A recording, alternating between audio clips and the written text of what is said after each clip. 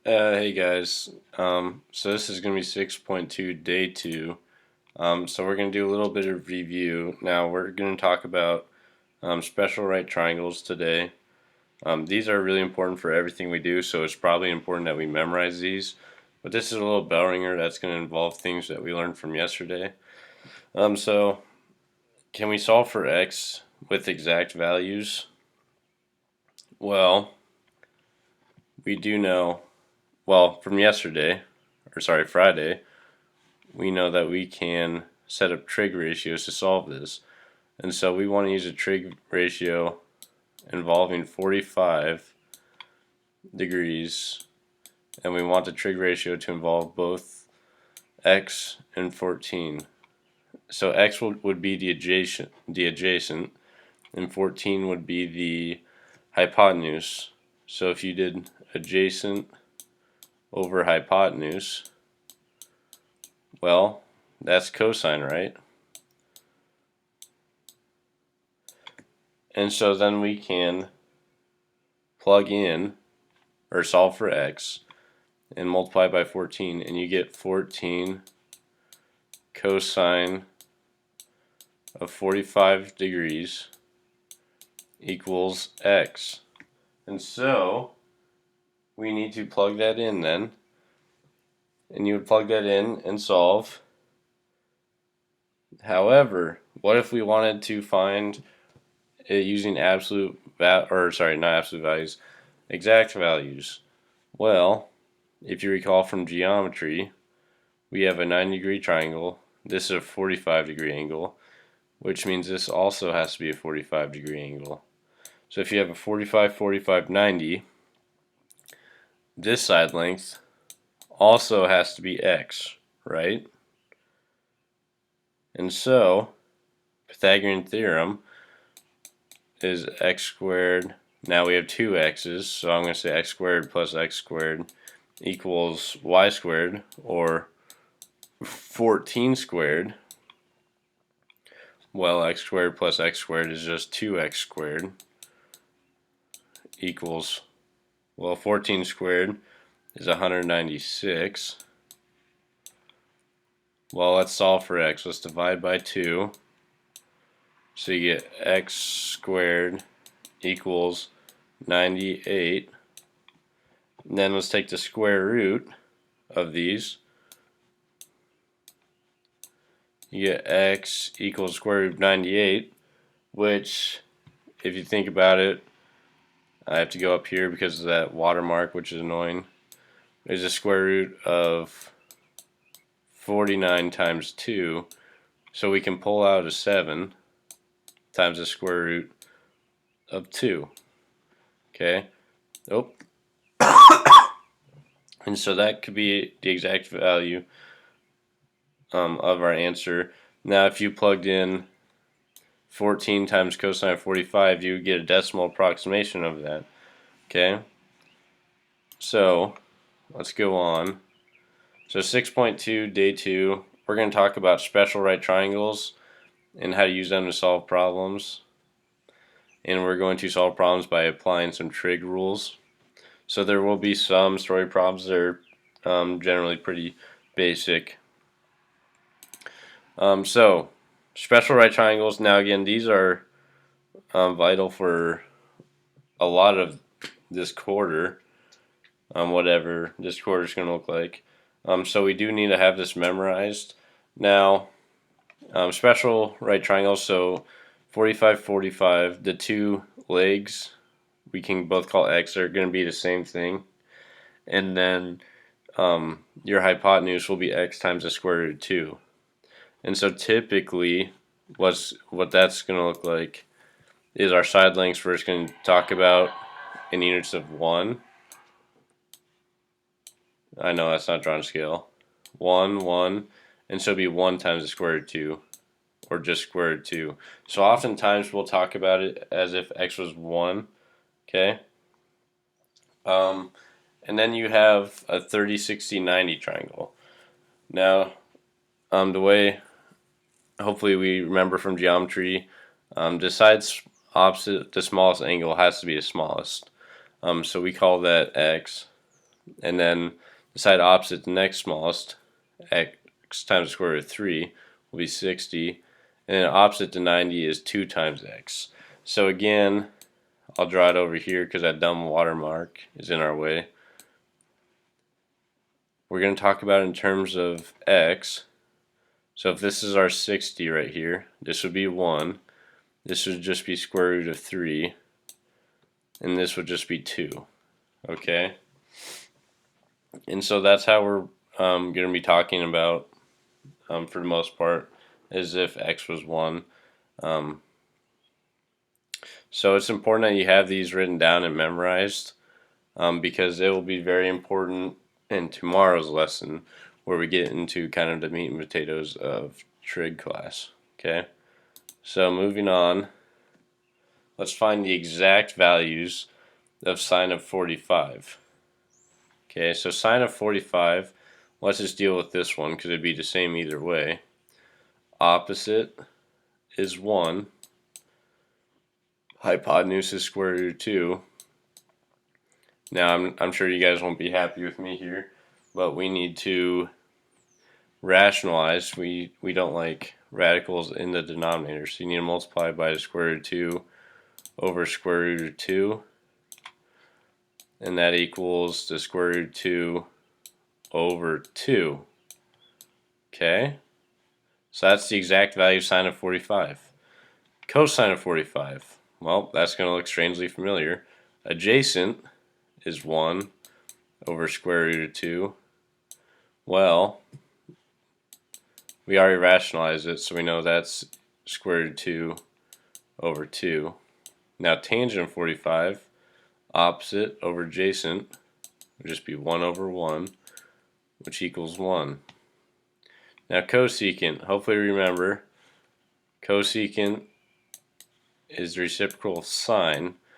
So sine, if we started out, was 1 over square root of 2.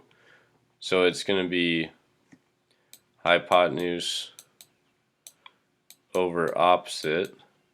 It's really hard drawing with the mouse, guys, I'm sorry. Which would be square root of 2 over 1, or just square root of 2. Secant goes along with cosine. Well, guess what? That's going to be the exact same. It'd be hypotenuse over adjacent, which would be square root of 2 over 1. And then cotangent would be adjacent over opposite, or the reciprocal of tangent of 45, which would still be 1 over 1, which equals 1. Okay? Alright. Again, feel free to pause the video if you need to. Let's find the exact values for 30, 60, 90. So we had to find the measures for 60-degree angle and the measures for 30-degree angle, because last time we had two 45s, so they would have been the same. So let's start with 60. Let's pull out my pen real quick. So 60, opposite would be square root of 3 over hypotenuse, which would be 2. Easy enough. Cosine of 60, adjacent over hypotenuse, so adjacent is 1 over 2. Tangent, you get opposite over adjacent, so you get square root of 3 over 1. Now cosecant of 60, again, it goes hand in hand with sine. It's the reciprocal function of sine, and so the reciprocal of this would be 2 over square root of 3, which if you rationalize would be 2 square roots of 3 all over 3.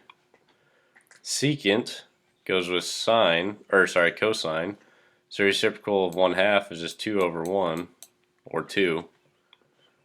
Cotangent, well, the reciprocal of tangent should be 1 over square root of 3, which we rationalize, you would get square root of 3 over 3.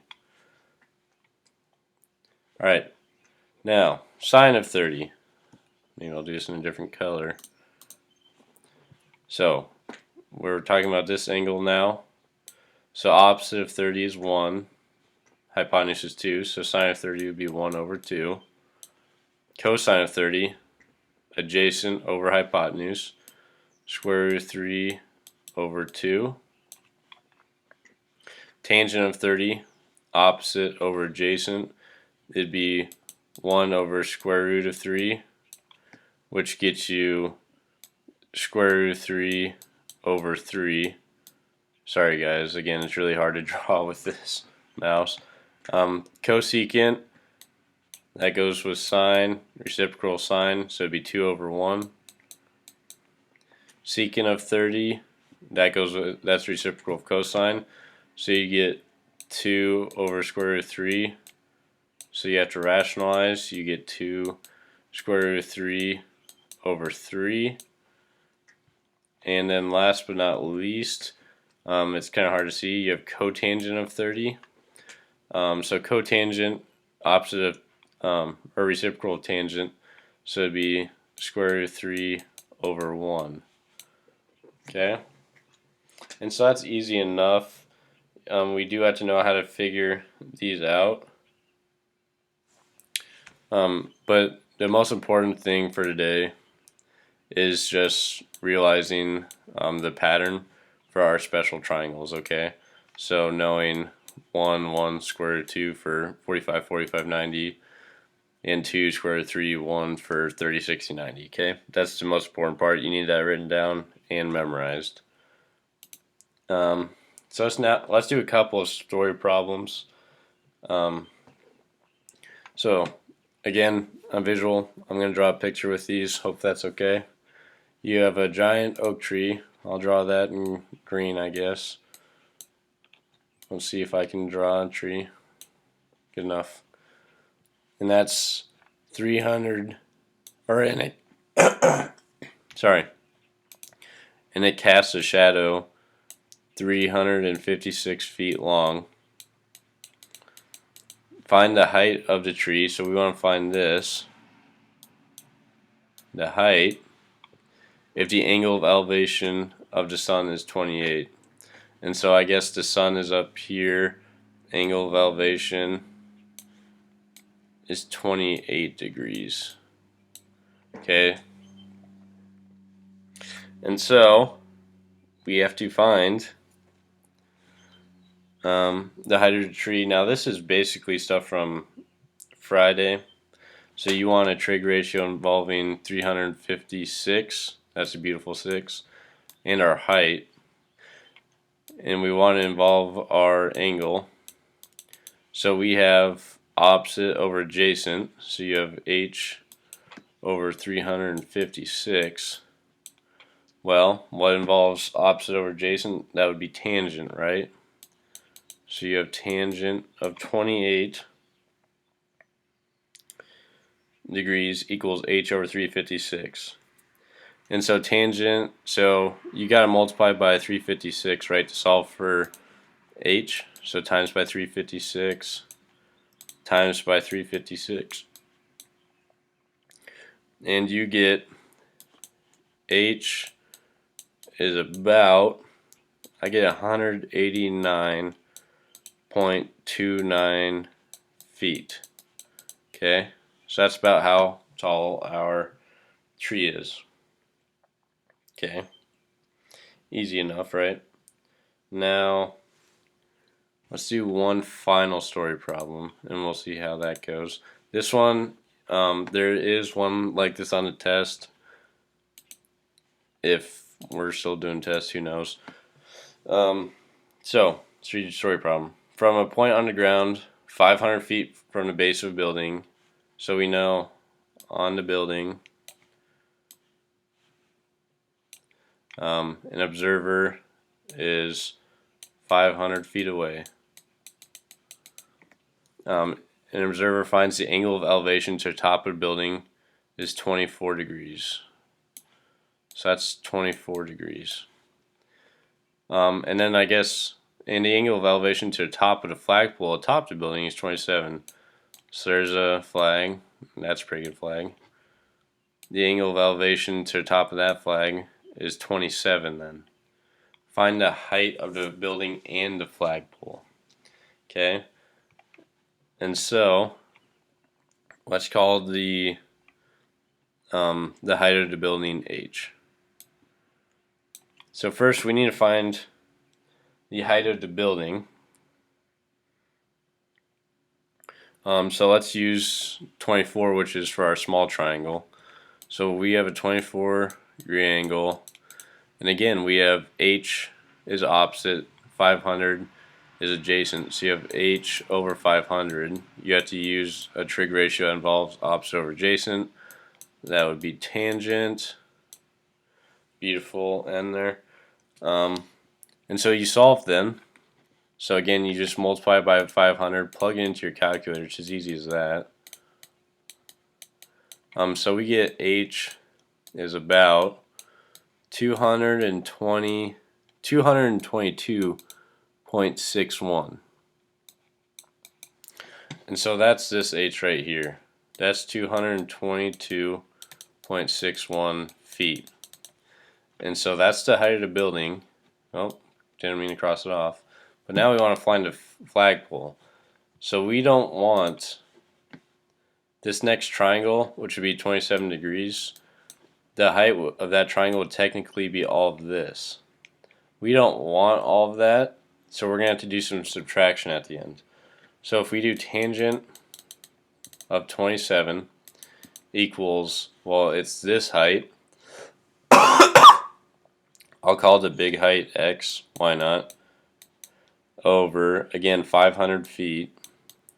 And so you have to do the same step we did up here. You multiply by 500, plug it in your calculator. You get that the height of the building and the flagpole combined is 254.76 feet. So that's this entire height. We want just the flagpole. So this is just easy. We can just do 254.76 minus 222.61, and you get that the flagpole is about 32.15 feet tall. I guess that's actually I don't know if that's a abnormally tall flagpole. I don't think so. So that's it, I believe, for the lesson. Now here's going to be our homework. I believe that I am going to take a problem off. There's one that's a difficult one, but at this point I haven't chosen that one yet. So on the HyperDoc it'll show you which one. Now we're looking at finishing this chapter on Thursday, and so I'm not sure what our test is going to look like or if there's a quiz or what, but plan on that next week, maybe Tuesday, maybe Monday. I'm not sure. I'll let you guys know. But that is the end of the video. Make sure you ask questions if you have any questions.